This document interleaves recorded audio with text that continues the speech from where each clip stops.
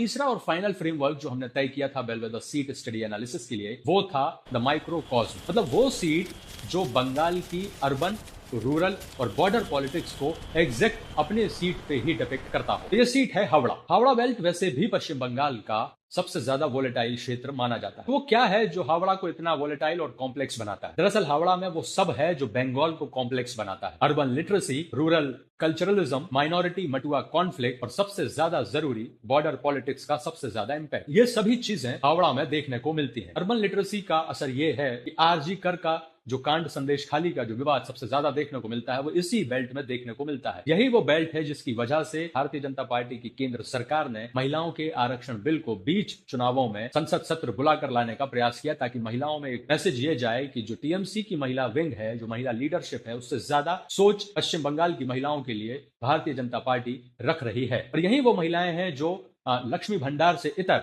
सुरक्षा और संवेदनशीलता को ज्यादा मायने दे रही हैं इस चुनावों में। यही वो सीट है जहां पर मटुआ माइनॉरिटी कॉन्फ्लिक्ट सबसे ज्यादा देखने को मिलता है। और यहीं से वो मैसेज मटुआ कम्युनिटी में पूरे बंगाल में स्प्रेड होता है कि इस बार मटुआ कम्युनिटी आइडेंटिटी को चूज करेगी या फिर टीएमसी द्वारा चलाए गए एक कैंपेन में जिसमें मटुआ कम्युनिटी को सबसे ज्यादा प्रभावित बताया एसआईआर के कारण कटे वोटों में, उसको चुनेगी और बीजेपी के खिलाफ वोट डालेगी, या फिर आइडेंटिटी को चुनकर बीजेपी के साथ जाने का रास्ता तय करेगी। इसके बाद जो बॉर्डर डायनेमिक्स हैं वो भी सबसे ज्यादा यहीं देखने को मिलते हैं। सीएए और एनआरसी के बाद इन्फिल्ट्रेशन का जो सबसे ज्यादा हाई वोल्टेज ड्रामा देखने को मिला वो इसी बेल्ट में देखने को मिला। तो हावड़ा की सीट पे जो वोटिंग इस बार हुई है वही वोटिंग दिखा रही है कि टीएमसी अपना माइनॉरिटी बेस वोट बेस बनाने में कामयाब रही है या बीजेपी ने सेमी अर्बन पश्चिम बंगाल में डेंट लगा दिया है, सक्सेसफुली अपने पास कंसोलिडेट कर लिया है। रिजल्ट्स के जो अनुमान है वो बिल्कुल स्पष्ट दिख रहे हैं कि इन तीनों सीटों पर इस बार क्या हुआ है। और अगर इन तीनों में से एक भी सीट अगर आपके एनालिसिस में ऐसी आ रही है जिसमें दो में बीजेपी